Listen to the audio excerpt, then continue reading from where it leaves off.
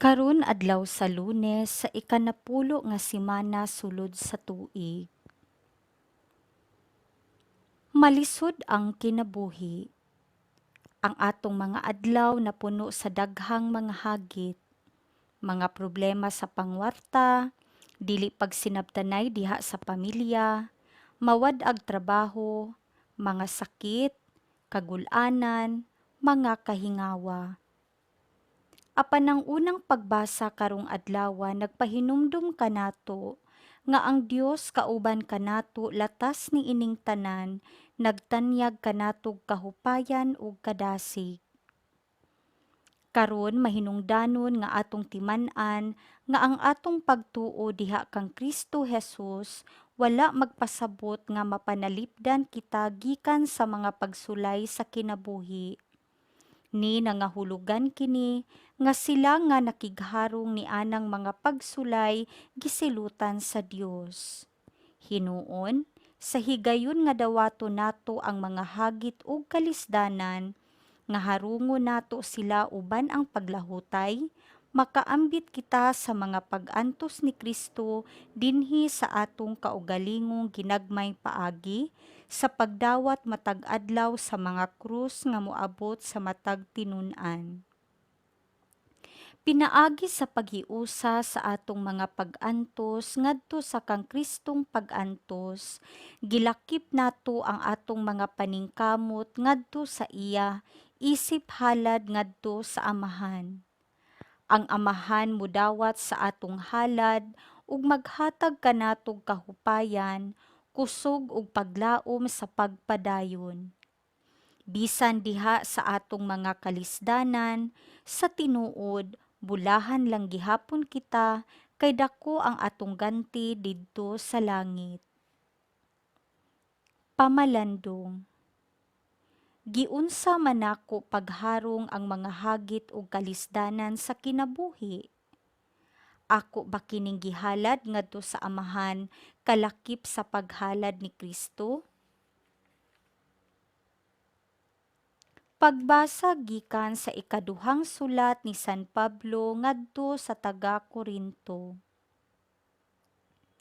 Gikan kang Pablo, apostol ni Kristo Jesus tungod sa pagbuot sa Dios, ug gikan kang Timoteo nga atong igsuon, alang sa simbahan sa Dios sa Korinto ug sa tanang katawhan sa Dios sa tibuok Gresya. Hinaot unta nga ang Dios nga atong Amahan ug ang Ginoong Hesukristo maghatag kaninyo grasya ug kalinaw. Pasalamatan ta ang Dios ug Amahan sa atong Ginoong Hesukristo, ang maluluy-ong Amahan ug Dios nga tinubdan sa tanang kalipay.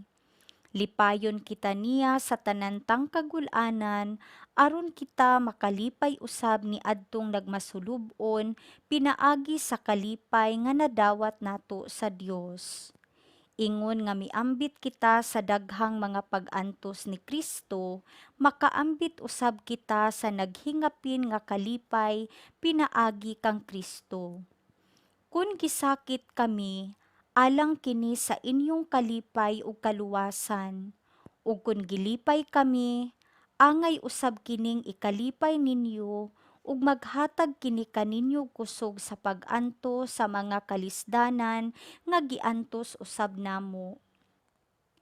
Busa dili gayud matarog ang among pagsalig kaninyo, kay nasayran manamo nga sa inyong pag-ambit sa among pag-antos, makaambit usab kamo sa kalipay nga among nadawat. Ang pulong sa Ginoo. Salmo responsoryo. Tagamtama ug tan-awa ang kaayo sa Ginoo. Daygon ko ang Ginoo sa tanang panahon, ang iyang pagdayig maania kanunay sa akong baba. Padayga ang akong kalag diha sa Ginoo, ang mapaubsanon mamati kanako ug malipay. Tagamtama ug tan-awa ang kaayo sa Ginoo. Himayaa ang Ginoo uban kanako, magambahan kita aron pagbayaw sa iyang ngalan. Gipangita ko ang Ginoo ug gitubag ako niya ug giluwas ako niya sa tanan kong mga kahadlok. Tagamtama ug tan-awa ang kaayo sa Ginoo. Paglaom kamo kaniya aron mosanag kamo sa kalipay ug ang inyong mga nawong dili man lipaghong sa kaulaw.